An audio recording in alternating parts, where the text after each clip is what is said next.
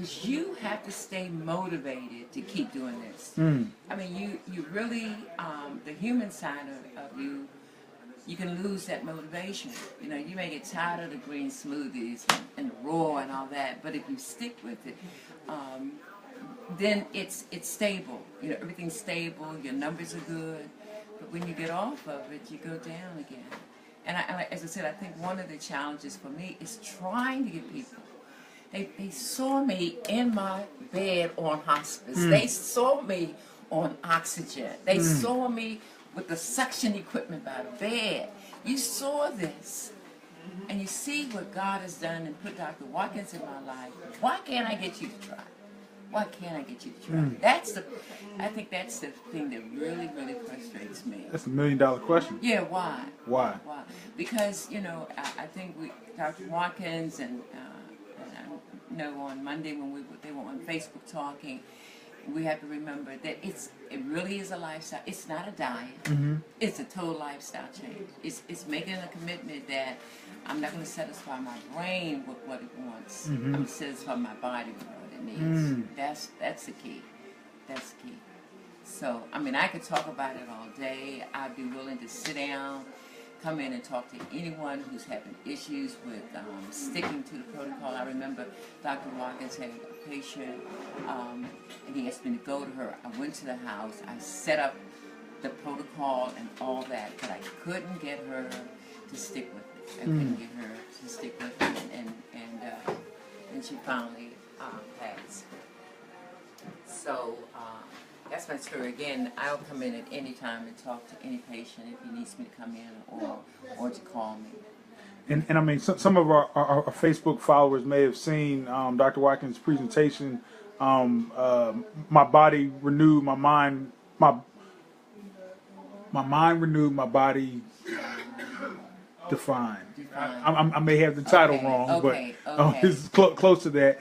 And in there, he was talking about, you know, he was in his office and he heard someone talking to his secretary one day, and he had actually given the story in the presentation, but since I'm actually sitting with a living legend, okay, could you just share with someone who may not know what you're talking about when just now you're talking about the hospice, the oxygen tank, you know, just can you share some of your story? I've been not dealing. I have been literally fighting cancer since 2002. It's just amazing that I was installed in September 2002 as a senior pastor of the First Baptist Church of Deanwood in Northeast DC, and then unfortunately diagnosed with breast cancer in November of 2002. So I went through chemo, radiation. I had the double mastectomy, started a journey again, and still tried to continue working using the method of chemo, radiation, and that. It came back in 2007 as lung cancer. I lost the lower left lobe of my lung by surgery and started that whole regimen again. Then in 2011 it came back, and now it was in both lungs. And by 2014, October, November, and December, I was in that hospital. I came home from Doctor's Hospital in Atlanta, Maryland, about the 28th of December 2014 on home hospice. But what happened, when the nurse came to the house, I was so sick, she said, I can't leave you here. She called an ambulance, and the ambulance, because Doctor's Hospital's emergency room was too crowded, they drove me to Tacoma Park, to Adventist Hospital. Okay. And I said to my daughter, maybe then they can find something else. But by then, I'm not able to talk. I couldn't talk like this. I was coughing and struggling to breathe, and I was on oxygen. So Adventist Hospital admitted me, did the same test, and 6 days later said that, maybe a little less than 6 days later, said that there was nothing that they could do. And it was Heartland, H-E-A-R-T, Heartland Hospice Group, signed to take care of me at home. So I came home January the 8th. What year was this? Oxygen, Heartland, H-E-A-R-T. No, what year was this? By 2015. 2015. Yeah, I was on was in the hospital the fall of 2014. Then the ambulance took me back to the hospital the first of 2015, and then they said the same thing. There was nothing they can do. So I had an excellent support team. The hospice nurses was coming, but had another patient of Dr. Watkins to come to my home. I guess another thing that happened too, I had one more payment on my Lexus SUV, and I sold it. I gave away my dining room furniture so we could use that as the hospice room. I gave away clothes and jewelry. I had the mortician to come in. My cousin, with her printer and laptop, we did my order service. The cemetery representative came in. I was going over to Lincoln on Suitland Road. That's where I was going to be laid to rest. And I just started this journey. My choir came in one Sunday and was singing with the prayers and all that. And I was on morphine for the pain and just struggling to breathe at that time. And it just turned my back to the wall and just ready to pass because I was tired of fighting. My son's godmother asked me if I would please see Dr. Watkins. And she picked me up on February. She made an appointment. I had the big old oxygen that the team at home helped me get up, get dressed. I came in here with that big old oxygen tank on, I'll never forget, Lord Jesus, February the 10th of 2015. And I thought we would run out of oxygen, because it was a little wait. But I started the regimen then. And by March the 10th, a month later when I came back, staying on that regimen, the green smoothies, all the medicine and the herbs he put me on, drinking a lot of water. I came back March the 10th, a month later, and I only had the small oxygen tank.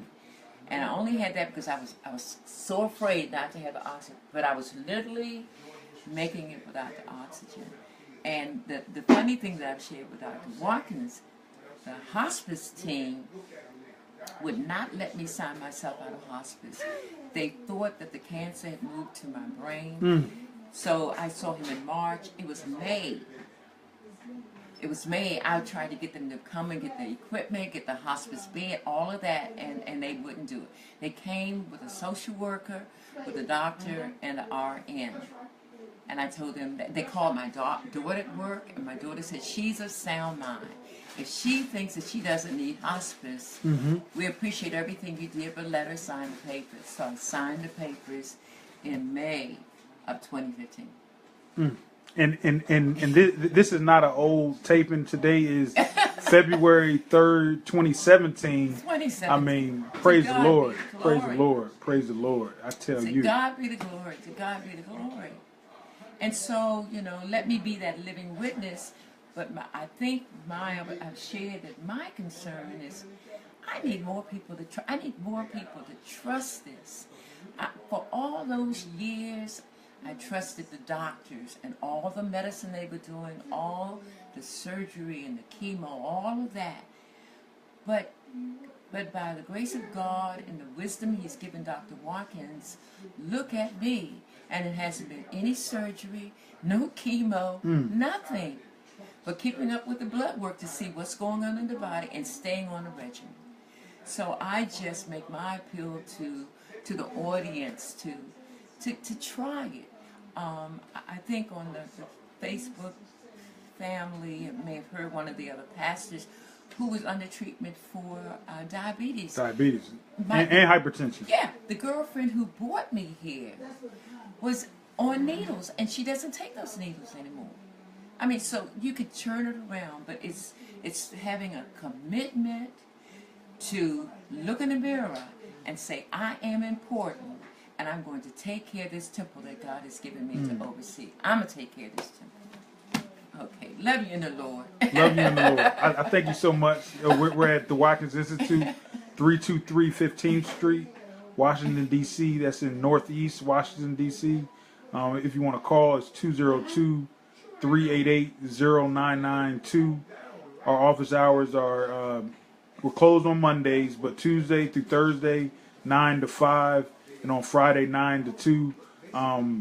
This is Pastor Sarah Britt sharing her testimony. What a strong, powerful. Can I add one other thing that's so important for the listening audience? It really is about what we eat. It's really about what we're putting in our body, the chemicals, the processed food. We have to change our mindset on what we're eating. That's number one. That's number one. Change your mindset on what you're putting in the body and watch God turn it around. Turn it around. That's it. That's it. That's it. Well, thank you so much. And I know everyone is being blessed. Everyone have a great weekend.